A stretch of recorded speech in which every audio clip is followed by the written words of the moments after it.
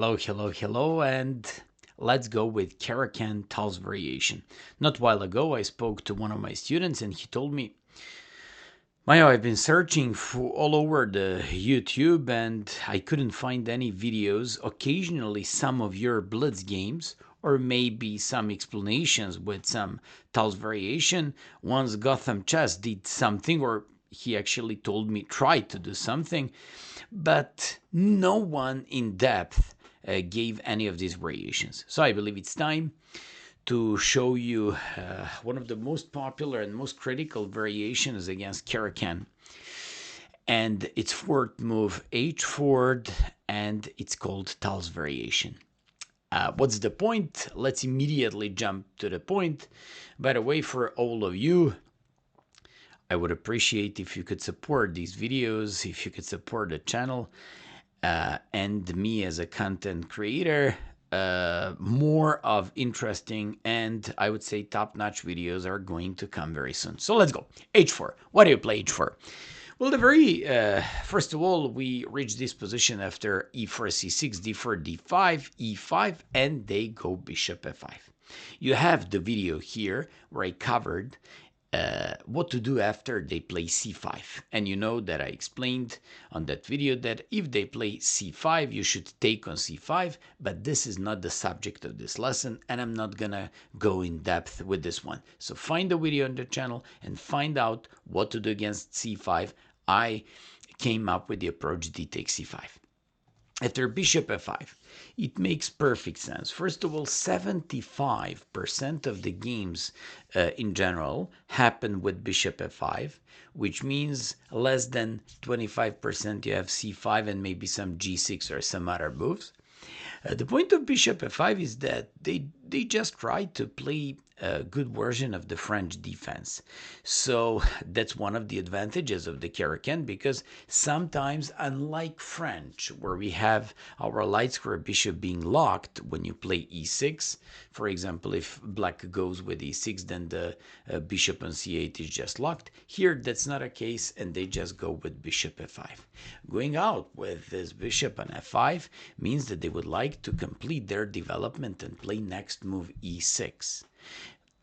Completing their development with e6 would at the same time open up the dark square bishop on f8 and break the center with c5. So that's what you have to know. Bishop is out.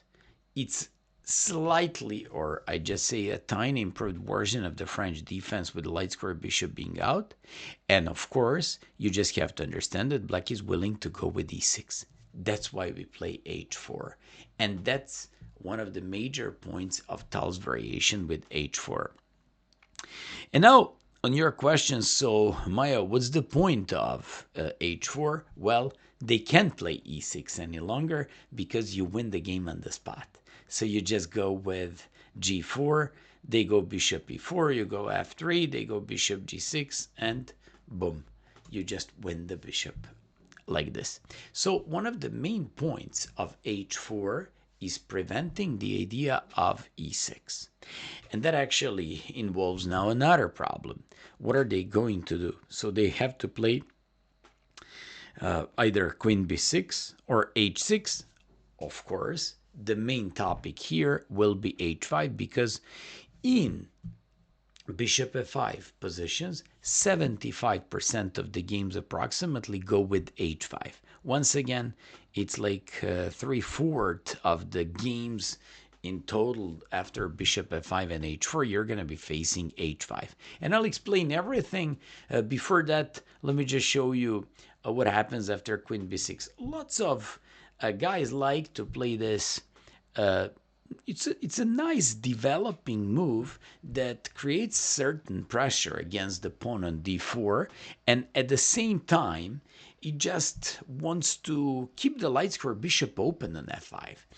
So they would like to complete development with e6 and break with c5. At the same time, queen on b6 pressures the pawn d4.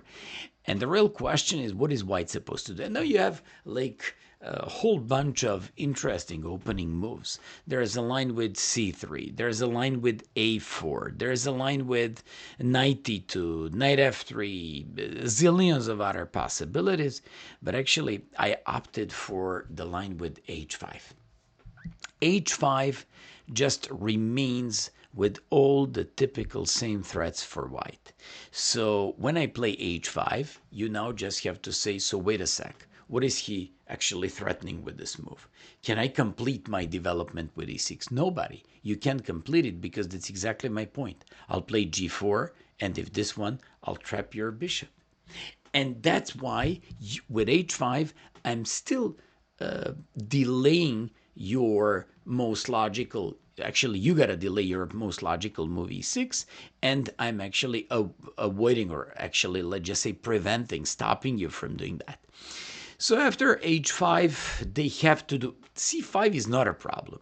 c5 is not a problem. You should take, and when they take by queen, you should play bishop e3, sacking this pawn, and I won a couple of games like this. They take the pawn, I play knight to a3, and my position just looks a lot better. I sacrifice the pawn for the I would say for the time being, because I'm willing to go knight b5 afterwards, rook c1, and white is just so much better in this position. And that's why, since they can't complete the development with the most classic e6, and that's why they played, and that's one of the reasons for doing queen b6, and in situation where they can't play c5 either, they just have to go with h6. But I just have to say, we already have like a kind of improved version of some advanced French variations. And now you even have problems with the light square bishop here on f5. And I'll show you what happened against an FM from Serbia on chess.com like a month ago. It was a, I don't know if it was a blitz or bullet game, I'm not sure. I just played bishop d3. That's absolutely the best move here, and it's very tricky. They have to play queen takes d3, and then I'm just going to give you games Michael Adams against GM Tasbir, and how Michael Adams came up with a plan for white afterwards. Lots of games of mine go with queen d4 here. That Serbian FM against me took on d4, and he probably thought, because in caveman attack, h4, h5, bishop g5, if you go queen b6, bishop d3, one of the refutations against this line was considered queen d4, so you can never take on f5 because they have queen e5. And I guess my opponent thought it's the same. Well, it's not the same. My pawn is on h5, and he probably didn't pay attention on that fact. So after like h4, h6, bishop d3, they have to take, and since my opponent took on d4, threatened the pawn on e5, and that's why I can't take, because he would just play queen e5, I played knight f3, and I was now attacking both queen on d4 and bishop on f5. And fun fact was that when I developed my knight on f3, he has to play queen g4 to defend that bishop, and now I played rook h4. Now I'm splitting the queen and the bishop on f5 and the defense of these two pieces. He played queen g2, and he thought, okay, I lost piece, I'm lost, but let's just keep on fighting, buddy. You can't keep on fighting here. You can just resign. And look how comic actually the end of the game is going to come. So you just threaten e6. They have to play e6 themselves. You play bishop h3. They have nowhere to place the queen but to h1 check. And then you play bishop f1 cover check, and you trap the queen. That's a funny way of winning the game. I won it just like I told you a month ago approximately. But like this, I probably won 20 blitz and bullet games so far. So it's very nice. It's very common trick. And that's why they have to play bishop d3. And I don't want to bother you with all these variations here. Michael Adams captured against queen d3, and for you and for your information, it's already enough to know what's the model game to follow here. It's Adams against Tasbir. So queen d3, you always threaten e6 in these positions to break this pawn structure and to go with control of the light squares, to go with knight f3, knight e5, and queen g6, and that's why they have to play e6 themselves. When they do it, lots of guys mix this variation up with the main line with h4, h5, where I'm going to teach you to play c4 in some positions, and lots of guys make mistake and play c4. That's mistake here. Then there are lots of guys who make mistake and put the knight and develop their knight on f3. That's another mistake. You gotta know how to develop your pieces. So your knight goes on e2. It's very important to remember this one. They go c3. You always have to keep the pawn chain healthy and connected. So c3. So if they ever capture, you can always capture by pawn and go with the knight on c3. If they don't capture, and almost no one ever captured against me, they played knight c6. They now pressure the pawn on d4, but I also want to play c takes d4, c takes d4, and knight b4. That's the moment where you play a3. Not allowing them c takes d4 followed by knight b4. And when the guy plays rook c8, threatening c takes d4, knight d4, and when you play knight d4, rook c1, or queen d4, knight d4, rook c1, you just have to play this one. And now you get the point. Why do we develop our knight on e2? So it controls the c2 pawn and the d4 square. This one goes on f3, or simply if they ever play c takes d4, we always keep the healthy pawn structure, and any knight a5 to jump on at some point c4 or b3 if you ever move the knight. Now you won't move the knight. Now you'll play b3, limiting the scope of this knight, and basically you go with a rook b1 with a perfect game. Here you'll decide whether you want to go castle or king f1, king g1. Well, in the case, rook might be going on h3. And that's all you need to know. According to the engine, let's be honest, engines like space. So according to the engine, this is +1. I don't think in regular game, in normal game, this should be +1. Simply, it would be too much to say it's +1. But what's the point here? We just have to go with, king f1, king g1, rook h3. We do have a better space. We've limited like the movement of the knight on a5. We do have like control of the center and space. We definitely want to go with some sort of kingside pawn storm with short castle, g4, f4, and f5 eventually on the king side, breaking along the f file and breaking like that. But it's not so easy to play those positions. So I'm warning you. Maybe engines will tell you you're +1. I don't think it's so much, but definitely White is the one who's leading up the game and who's actually in the driver's seat. And another thing here that you have to know is h6, because lots of guys who play Caro-Kann, they know one of the main lines is knight d2, d takes, knight takes, bishop f5, knight g3, and whether you do h4, knight f3, or whatever, they always should be going with h6 and going back with the knight on h7. So somehow, almost an autopilot, these guys after h4 do h6. On h6, you just have to remember, kick the bishop away. You know, the most reliable and probably the most solid option is bishop d7. No bishop g6, no bishop h7 should be good. So if they play bishop g6, you play h5. It's even improved version for us. And you always go for the most important move, e6. e6 breaks everything in black's game, locking up the dark square bishop. At the same time, and consequently, it means the rook on h8 is going to be forced to be bad. You want to go with bishop d3, exchanging the light square bishops. And now, what do we have? We actually have like a bishop pair, not bishop pair. We actually have knight f3, knight e5. And apart from knight f3, knight f5, one more thing we have here, knight f3, knight e5, queen g6, but don't rush with queen g6. There is enough time. Your important thing is to break with e6, to create weaknesses on, like in black's camp, and to go knight f3, knight e5. Lots of guys, for example, play here knight d7 to stop or to be able to play e5, checkmate. Lots of guys play knight f6, you play knight f3, they take, you take here, and you win the piece. Lots of guys see that you want to play knight e5 and they play knight b d7, queen g6. And finally, when they know all these kinds of things, they just say, okay, okay, okay, I understand. I'm immediately going to break it. So if you take, I'm going to complete my development. And this wouldn't be even that bad for black. But problem for black is that after e5, we don't have to take. We'll play queen g6 to break the castle. And then we'll go knight f3 because we do care about the weak king on d7. And we do care about, like strong outpost on e5. And that's what we want to have in these positions, and that's how we play this type of games.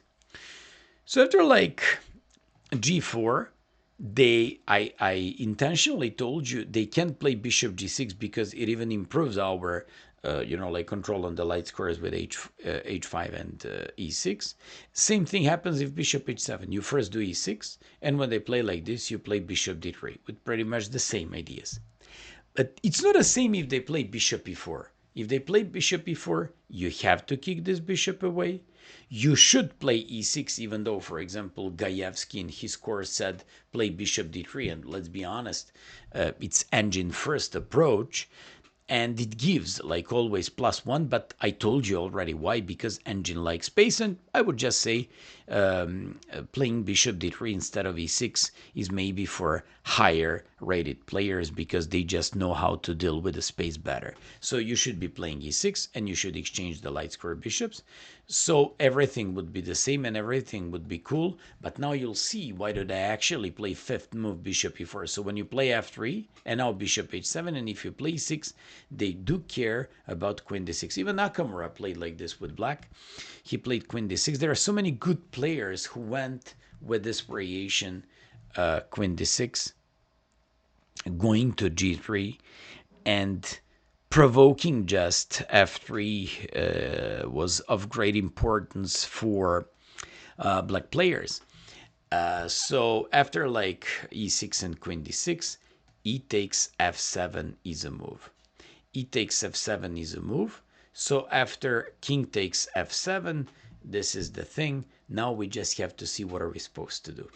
So here, a key moment is f4, going with this knight, f3, and e5.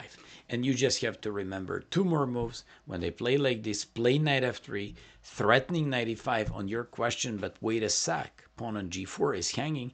You should just say, don't worry, it's not a big deal. I'm not going to play bishop h3. It looks like okay move, but it's nothing special according to theory. Critical move here for a huge opening advantage and nice initiative is h5, not allowing any g6, not allowing any h5, giving you bishop h3 or knight e5 at some point, and white is just better and has a very nice initiative. Finally, if they go with bishop d7, here, I'd suggest you to play h5, to play that move, waiting for them to do e6. And just like I once had a lecture on the Chess Bra channel, and I was doing these lines with Grandmaster Eric Hansen, and he just said, "Aha, Mia, so you, Maya, so you want to play these positions?"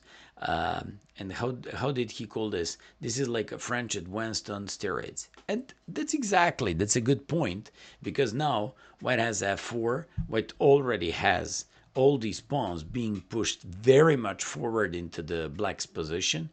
White controls the space, and once again, engines tend to like these positions so much. And the point is, yes, you do have like all these pawns being pushed onto the king side. Any c5, you should threat with c3. And when they play knight c6, you should play knight f3. And when they play queen b6, kind of pressuring on d4 and b2, you play very nice move, rook h2, defending, so you can play bishop e3. In some of these lines, king even goes to f2 and hides itself on g3. It's a very nice position. White should be in absolute control, and everything should be looking really, really well for white. You know all these sidelines, and basically the subject of this lesson should be the Tulls variation against h4 and h5. And when h4 and h5 happens, first I need to give you like basic, like explanations about the main concepts and ideas of these positions when they play like nothing else. but h5. So we go with bishop d3. And when we play bishop d3, they have to take. And by the way, this is a very modern way of trading these positions. I remember caveman attack was a legendary one, and I remember I told about it GM Miloš Perunovic from Serbia, like back to 2008, and he even won some nice games with it. Nowadays, caveman attack is extremely powerful weapon, but maybe about it some other time. Another thing that used to be a classic approach, and where I remember that I learned from Grandmaster Miloš Perunovic. He played, for example, against Sholak c4, and he played a whole bunch of games. And I even remember learning that c4 at that time and winning so many games with c4. Even nowadays, people are now familiar with bishop d3, which is the most modern approach. And when I once in a while go and try out some c4, I win all the games. So it's very interesting still. Anyways, the subject of this lesson will be a modern and probably most critical variation against the Caro-Kann bishop d3. They gotta take, you take, and you threaten e6. They can play e6 or queen a5. Here, I'd like to give you more like basic explanations. Let's first take a look at queen a5 because it became popular during COVID. And I remember I lost one tournament game in the last round against Grandmaster, I believe, Muradli from Azerbaijan, and I lost like quite a big prize in the last round. I played knight d2, and nowadays when you play knight d2, that's probably the best variation here. And when you play knight d2, you're just stopping attack, you threaten e6. Lots of guys play queen a6, and then you should sack this pawn, and like sticking this pawn on e6 and basically not allowing black players to simply develop their pieces so easily is one of the top ideas. So after like e6, they go queen d3, you can take on f7, play c takes d3, and the important thing is to learn to go with knight d2 to f3 and knight g1 to h3. And then you go to both e5 and g5. Another thing in this position is that after you play e6, queen d3, e takes, king f7, c takes d3. Apart from that, lots of guys will play first e6. Then you have to know what to do and what should be your plan. In that game, I played knight e2 and I was better, but I couldn't finish off my opponent and they eventually lost.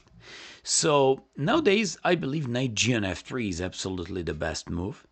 A nice logical developing move. Any queen a6, a golden rule of all these positions. Whenever they try to swap off these queens, you play c4 and say, not this time. So when they play like knight h6, you can just play in the fashion I explained you. You just go with short castle. Any queen a6 you face with c4. And that's another rule. Any c5, you once again face with c4. And those are some rules that you have to remember about these positions. They can play, for example, waiting move knight f5. If that happens, you still should be going with c4. You should keep the flexible pawn structure. Your rook goes on e1 or d1. You want to reroute your knight via f1 to e3 or g3 and swap it off for the knight. Take by pawn, either on e3 or g3. Take control of the open f file and go after the f7 pawn. If they don't take on e3 or g3, you will take on f5 and place your bishop on g5, or in rare situations, knight on g5. And those are the most important plans. Although, to make this lecture even more attractive for you, I want to show you a nice line instead of knight d2. That's a line where I literally won all my games, but it's not about me and about my blitzer bullet practice. It's about rather my son, who's more like around your level. He's around 2000 FIDE, and all of his games he won with b4. I won also one game in the Serbian league against one guy who's an IM, but the thing is, the thing is, I believe that most of my viewers are between 16 and 2200s. But just to know, it's even working on my level, not to mention yours. So after b4, lots of guys play queen a6. And here you can't play c4, but you always stick this move to e6. Martinez Alcantara, who currently plays the World Cup and doing great, he played this e6 in literally more than 50, 60 games, and he keeps winning all the games there. The idea is very simple. When they take on d3, you don't care about the double pawns. You actually care about inability to develop the dark square bishop, problems with e5, and our main plan here should be knight e2, going with knight on f3, and going with this knight on h3. I remember playing in here in Serbia in tournament, which name is Parachin Open, and I played in some rapid tournament, and in the same tournament I was faced with two IMs from India. I was both of these games winning, but I both threw, even though I was up a pawn. Right now I'm down a pawn. They both played e5, I captured, and they both played e6.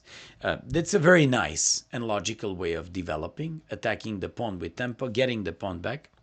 I played rook b1, which basically is aimed against any a5 because you take and attack b7, or any c5 where you take and attack on b7.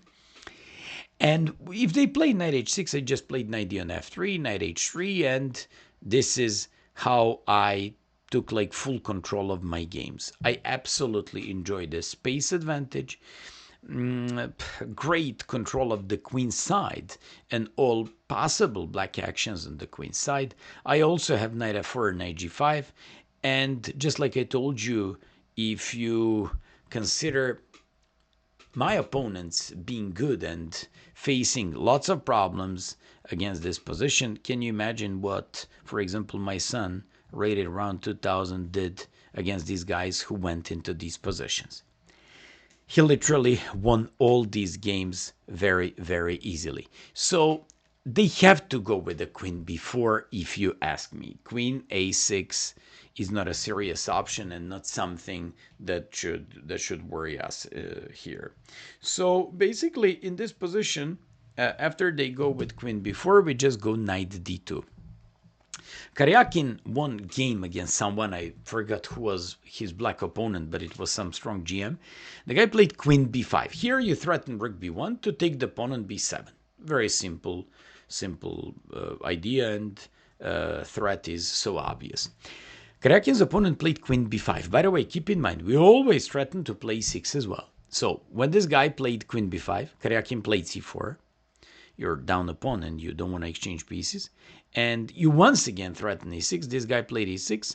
No, actually he allowed him to do some e6 and Karyakin killed him. But if they play e6, I played literally 20 games like this. You go knight e2, and now you want to go knight c3 with tempo. Queen will go on a6 always, and then you'll put your knight on e4 with tempo. And then you'll be going to d6, and you will create lots of weaknesses and problems to black. Another thing is they go with e6. They want to stop e6 by white. And when I play rook b1, queen e7. In that tournament game of mine against Omarian in Serbian League, I played knight e2, and then I faced certain problems at some point when my opponent played b5 because I couldn't go with c4 any longer. And to be honest with you, I wasn't fascinated with white position there. And objectively speaking, I checked one game of Martinez Alcantara. He won not a while ago, and I believe MVL or someone else won a game with the white pieces, but that wouldn't be my approach. My approach would be c4. c4 creating lots of problems in black's camp. And here I remember played two rapid games against 2200 and 2300. I won both easily. They have problems with development of their pieces. For example, most of these guys go with knight h6, finding a good place and a good spot for the knight on f5. Then you go with knight e2. Although on your question, Maya, did we make mistake? No, you did not make mistake. So what you have to understand is once knight comes to f5, the most important thing is to exchange it. So play knight f1 and go with this knight on g3. Doesn't matter about the pawn structure, or go on e3 and exchange it. So this is the thing. You gotta exchange this knight. And now you would say, but wait a sec. What's the point with knight e2? Well, it's pretty much the same. So when they play like knight f5, you just play knight f3 followed by knight g3 or knight g3 straight away.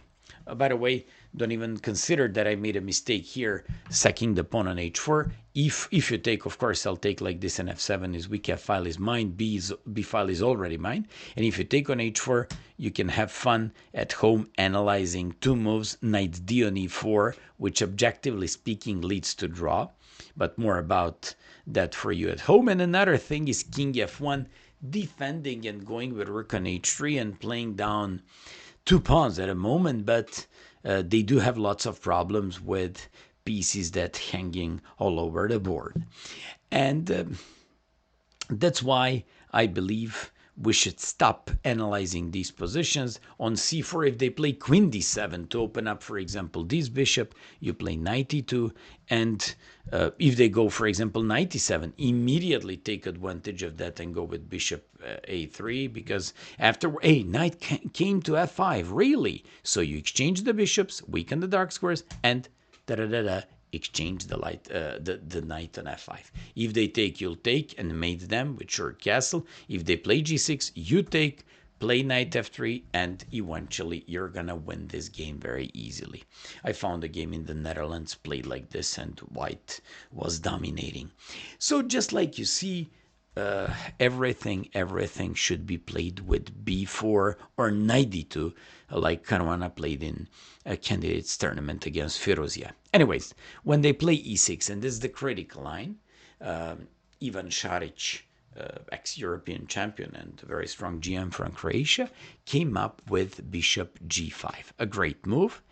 Bishop g5. I'm not sure who was the first one who played this bishop g5, but I remember that I learned it from one of his games. So when you play bishop g5, they have bishop e7, they have knight e7, they have queen a5 followed by queen f6, they have queen b6. Let's briefly go. I remember checking analysis of Grandmaster Ioannis Papaioannou from Greece. For my taste, he's an extremely strong GM, makes great books, giving up great analysis, explaining in depth, like the ideas behind his variations and openings. And I very much like his courses. So he said that of all the possible continuations for black, this one is probably the worst, because they can never play f6. But you know what? You can play both. You can develop your knight on f3, and you can develop your knight on e2. What's important? Important is to learn. Whatever they do, you play knight bd2 or knight c3, doesn't matter, but I like knight bd2, so I can always face any c5 with c4. I believe by now you know it. And if they ever go knight f5, I believe you should remember, we go c4, we go b3, goes to d1, and it has to be exchanged for the knight on f3. Always make sure to get rid of this knight on f5. So this is one thing. Another thing is queen a5. Queen a5 is just transposition into many other positions after queen b6, and we'll analyze them under the queen b6. So when they play check, you play knight d2, nice developing move. They say, oh, I learned that from Capablanca's game like 100 years ago. And you know what? It's a nice idea. And I remember when I was younger, lots of older coaches, taught us, once you play queen a5 and queen a6, black is without problems. Sorry, but with all these engines, that kind of assessment changed. So it's not the same anymore. And now you always face that with c4. And by now you know it. Any queen a6, c4, any c5, c4. But in these positions after bishop d3. And finally, bishop e7. On bishop e7, I'd like to show you just two type of model things, what to do. For example, you play knight f3, and let's imagine they take on g5.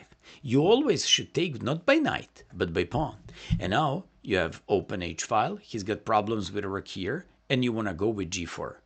So after knight e7, all you have to remember is Motilev's approach in his game against, I don't know who was his opponent, probably some FM. And Motilev played knight c3, went all the way after this pawn, and thanks to the rook on h1, he's even going to win this pawn. And if you're wondering why knight on c3, because it literally looks extremely stupid because it cannot go anywhere, you're now about to learn it. That knight in many of these lines goes on e2, goes on f4, and pressures e6, g6, but most importantly h5. So that's why you play knight c3. And one game I found h4, you win the pawn and go home. Or queen b6, long castles, knight d7. Motilev played like this, played knight h4, and played f4 followed by f5, got a great position and managed to win the game. So now you're probably wondering, okay, Maya, but nobody wants to take here. For example, against me, lots of guys take. But there are lots of guys who in this position play knight d7 or knight h6. It's the same. You just wait for them knight h6. You'll see why.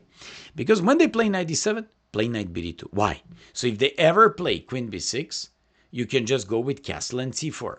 So if they ever play knight h6, that's why I told you it doesn't matter when they play knight h6. Once they do it, boom, you take it. I know it's surprising. They got a take by rook, and I remember I learned this, I believe it was 35, maybe even more years ago. Karpov played against Anand. Anand was white, and then Anand played something like this, connected with this, and once, okay, he can play castle because of bishop h4, and once he played, for example, c4, g3, actually play better c4, you threaten to play c takes d5. If they go rook g6, you just play g3 and lock the activity of the rook for the time, not for the time being. Actually, that rook is going to be one of the worst pieces in the black's game because it doesn't have anywhere to go. Even if you place it on g4, you're not going to do anything. And one more thing here. In these positions, when you play like this, and let's say they go rook g6, c4, and let's say they go rook g6, and you first take, that's even more important. And they have to take by c-pawn, not by e-pawn, of course, because you're going to break on the f-file easily. And you play g3, locking the activity of this rook. Now you're probably wondering, so what should be planned here? Papayana explained that in one of his videos, in one of his courses, and I was fascinated with in how simple fashion he explained those positions. So he said, all you have to do here, follow the plan and the model game, I believe Dubov Artemiev, and it was like this. No matter what I do, you just play, you can play this because of bishop h4, so you go king f1, place the king on g2. Let's say they also find a place for the king, so they play king f8, king g8, and so on, king g2, so now you're controlling h4. They go king g8, so you can never jump here. You play rook a c1, and all you want to do is play knight b3 and jump with the knight on c5 at some point. Usually they go like this, improving the knight. You go knight c5, and he insists on this position, playing rook g1 here, playing a3 followed by b4, and he practically assessed this position as positionally winning for white. You just have to know the game Dubov Artemiev. I gave you the names of the guys. You know which game should you be following. I believe it's the game from Vaikanza a few years back. And you just have to see how Dubov won that game and what did he do to Artemiev. And that's exactly the model thing and how you should be following those things. And finally, if they don't play this, but play knight d7 and knight bd2, and anytime they take, you capture by pawn, and anytime they go knight h6, by now you learned bishop h6. And you say, but Maya, if they now play knight h6, you still take. You always go for absolutely the same idea. And then you go c4, and you want to take, and this is even easier. For example, I found a game. Look at this one. He's a GM from Israel. Kaspi against Olga Zimina. Very strong player. So look at this. This is a model game. Knight c3, play g3, and he played castle, because here you can appreciate castle work. He's not on g4. He played c5. Of course, that you can play c takes d5, rook c1, knight a4, knight c5.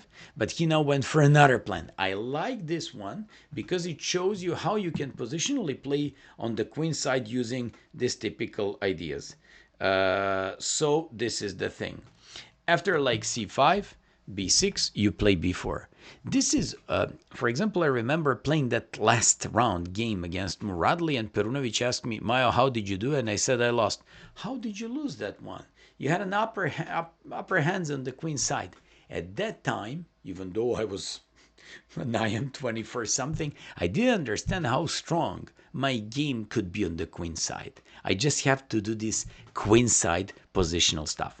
So after a5, a3, b5, knight e2, look how Kaspi slowly playing. So he's rejecting all Olga Zimina a counterplay on the queen side, playing knight f4, playing king g2, and just when you think like, what the hell is white going to do here? Okay, black too can open a file, but he cannot do any. Actually, she cannot do anything with it. But what are we going to do with this knight on f3? And then he won this game in 5 moves. Played rook e3, played knight h3, played knight g5, played rook f3, and when she captured and played like this, came up with rook f7 and knight e6. But you can check out this stuff. If for example, let's imagine they somehow defend this. Here they cannot because they're lost. But let's imagine they do something better in terms of defense. You play queen e3, queen f4. You can also play rook f6, a rook b on a fantastic game by Kasp. And that's why I like this game. I found it a model game, and I believe it's very important to remember this one. Any rook g6, first take on d5, and play rook g3, pointing out how weak and misplaced rook on g6 is. And finally, if they take c4, you take by queen, and here, no matter what I do, for example, queen b6, you just play short castle. Gavain Jones beat Bogdan Dak, knight c3, rook c1, queen b3, and came up with great tactics and won this game in European Championship in Batumi 2018. Fantastic game, and if you just carefully look at what was happening here, you just realize that Dak was without any counterplay. The game was king d8, knight a7, queen b6, queen b8, rook a b1, and resigned in 21 moves. All things considered, I believe it's very important to remind you once again. So you play early bishop d3. You always stick your bishop on g5 first before anything else. And when they play queen b6, time to check the most important variation and most common one in practice. When they play queen b6, you have to play knight d2. When you play knight d2, you just defend on b2, and rules are any queen a6, c4. Rules are any c5, you play c4. Another rule, they should never take on b2 because you play rook b1, and you cannot even imagine. Okay, here engine says you're completely winning. And I don't want to explain you how many times I won my games. They play queen a6, and I just include one intermediary check and win the queen. But the thing is, after like knight h6, you know the rule. You take and just wait for them. If they play rook g6, g3, if they play queen a6, c4, if they play c5, c4. Just can be so simple. So if they go with knight d7, you just go, what? You won't make mistake whether you place your knight on e2, whether you do it on f3. Important thing is, once the knight comes on f5, you just have to swap it off. So let's go. Knight e2, knight e7, c4, the queen a6, b3 always against those things is a common thing. And once the knight comes on f5, you play knight g3. You don't need to be a GM to play these positions. If they take, you just capture by pawn and mate them along the f file, and they have problems here. If they don't take, but play g6, you're the one who should take. Now you want to place the knight, but c4 is hanging. That's why I told you b3 sooner or later should always be good. Play knight f3, so you can always capture by knight, and then they wouldn't have, counter on the queen side. And that's how my friend, my best chess friend, won against international master Radlovachki. So my best chess friend, Dusan Radovanovic, he played like this. Knight b6. This guy threatened his pawn. He played rook c1. I'm showing you the whole games to get like a better feeling of these positions. Dushan played queen c3, defending on c4. Recapture by pawn. Took on e7, took on c5, played queen e3. Radlovački tried to come up with some sort of action, and looks like he's on the verge of getting some counterplay, but Radovanovic played rook d1. Nice way of, I would say, repositioning his pieces and getting initiative just in time. Queen h6. You can't play this because of queen f6 with mate. So rook g6. He took on h5. You can't take on f3 anymore because it's defended. Knight g5, and this is a universal way of defending yourself. After like rook d6, rook d1, queen f3, queen a3. He's threatening some rook d7 nasty or rook d8 tricks. Rook d8. Played with this and went on to win the game. To be honest with you, international master Radovanovic made a beautiful game here, and that's why I wanted to show you this one, because it clearly shows the plans once you play like this. But though your question will be, okay, Maya, do we always have to play knight e2? No, at all.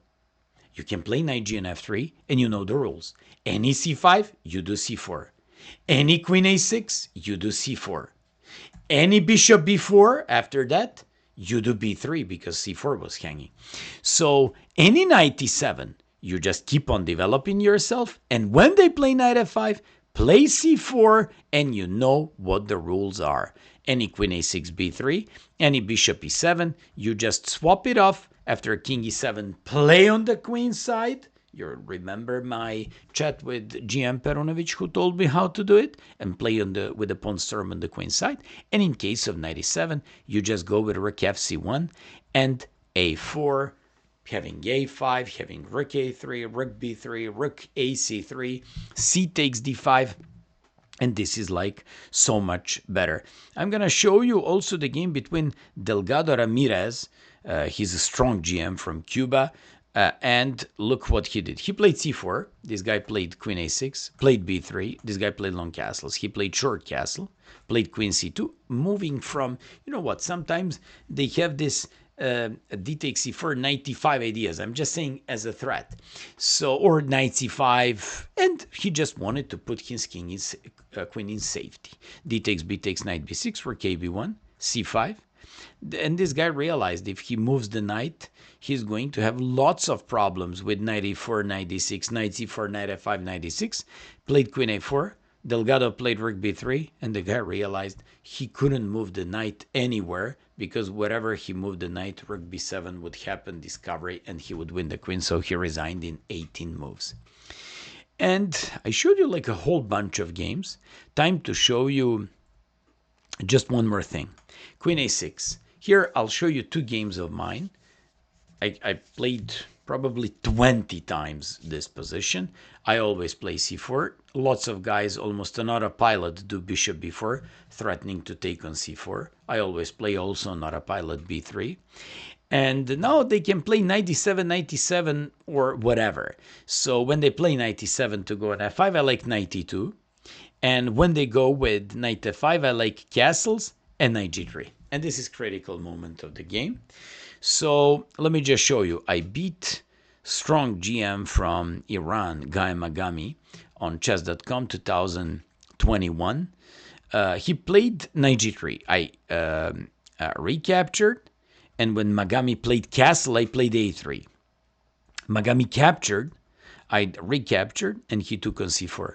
He didn't know, or probably blundered, tactical bishop f6, and I won the game. Point was that he captured, played queen b5, I took on c4, and he couldn't stop queen g5. That's the game from chess.com 2021. Another correspondence game between Poppenfuss, a strong correspondence player, went for bishop a5. This guy played knight f3, threatening bishop e7, rook e8, knight g5. The guy played like this, avoiding bishop g5, and now Poppenfuss made a beautiful g4. After this, played knight h2, played knight g4. The guy played bishop b6 and played king h1, putting the king in safety. When the guy captured the queen, played knight h6. Amazing move. And after this, he just resigned. If he played on h6, he would have gone with queen g3. and won the game this way.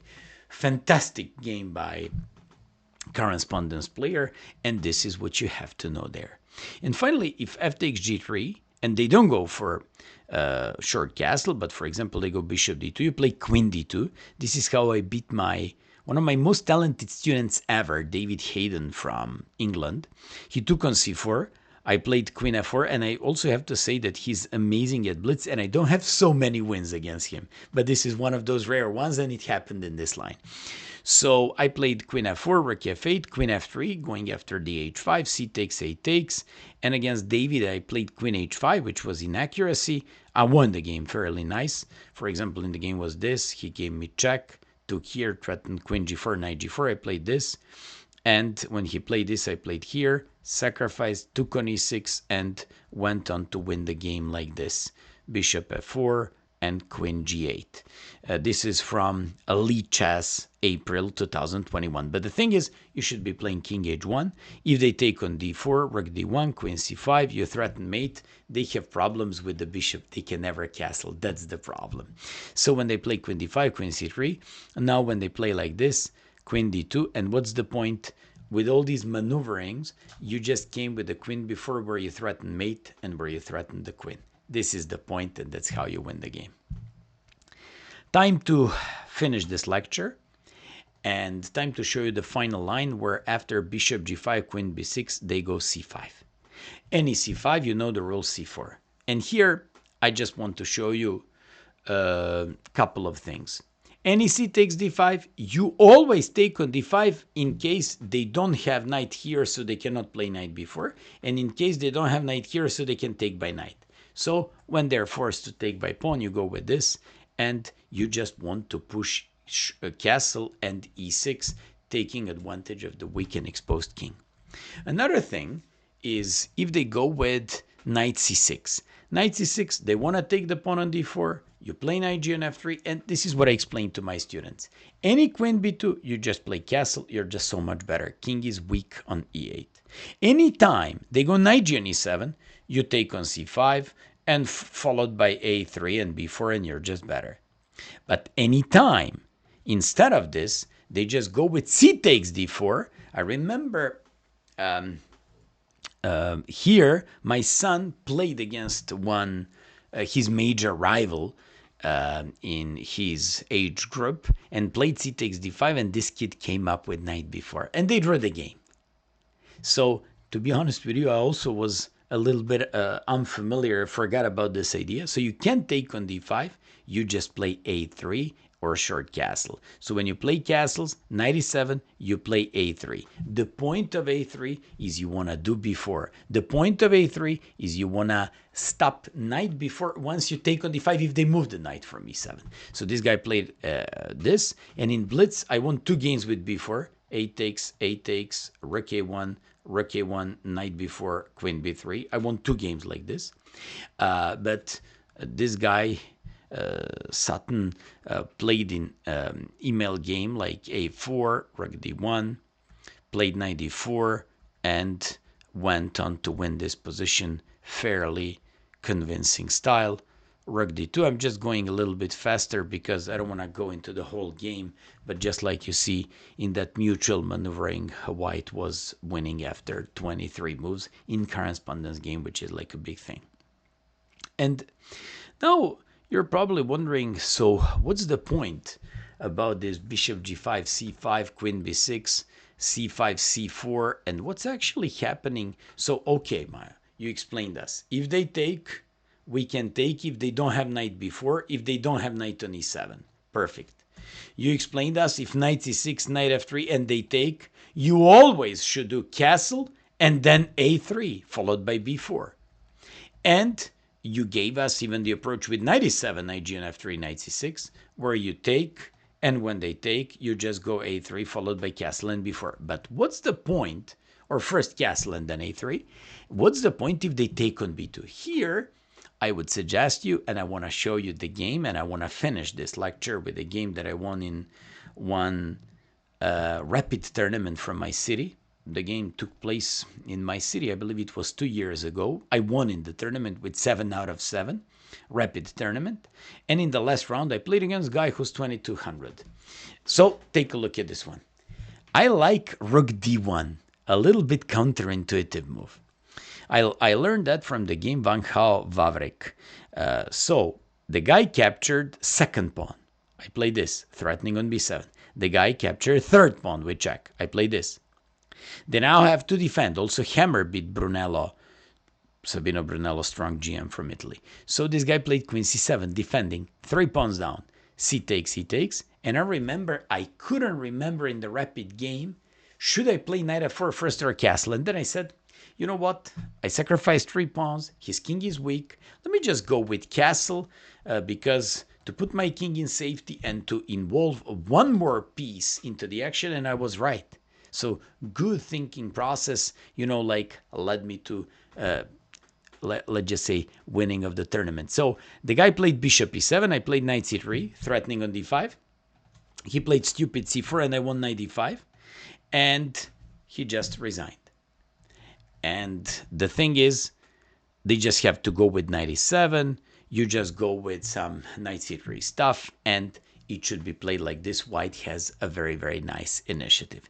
So theory says on rook d1, they should play knight c6. You should play knight g and f3, and they should be going with knight b4, queen e2, and c takes d4. After you play castles, they should be going with d3, queen e3, and white has a certain amount of initiative here.